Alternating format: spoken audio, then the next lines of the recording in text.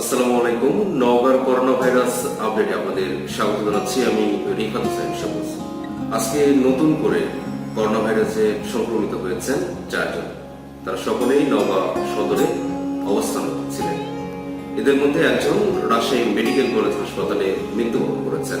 এ নিয়ে নওগাঁ জেলায় মোট 163 জনের দেহে করোনা ভাইরাস শনাক্ত হয়েছে এবং জেলায় মোট সুস্থ হয়েছেন 99 জন এবং এ নিয়ে জেলায় মোট করোনা ভাইরাস সংক্রমিত হয়ে মৃত্যুবরণ করেছেন 3 জন।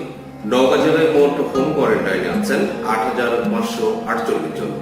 এ পর্যন্ত নওগাঁ জেলা থেকে মোট নমুনা প্রেরণ করা হয়েছে 4,012 জনের। নমুনা সংগ্রহ করে টেস্টের জন্য রাজশাহী মেডিকেল কলেজ হাসপাতাল এবং ঢাকাতে প্রেরণ করা হয়। করোনা ভাইরাসে আতঙ্কিত না হয়ে সচেতন হন, স্বাস্থ্যবিধি মেনে চলুন এবং স্বাস্থ্যবিধি আপনার পরিবার সহ আশেপাশের সবাইকে মেনে চলার আহ্বান জানান। আসুন সবাই সচেতন হই, সুরক্ষিত থাকি, নিরাপদে থাকি। সবাইকে অনেক অনেক ধন্যবাদ।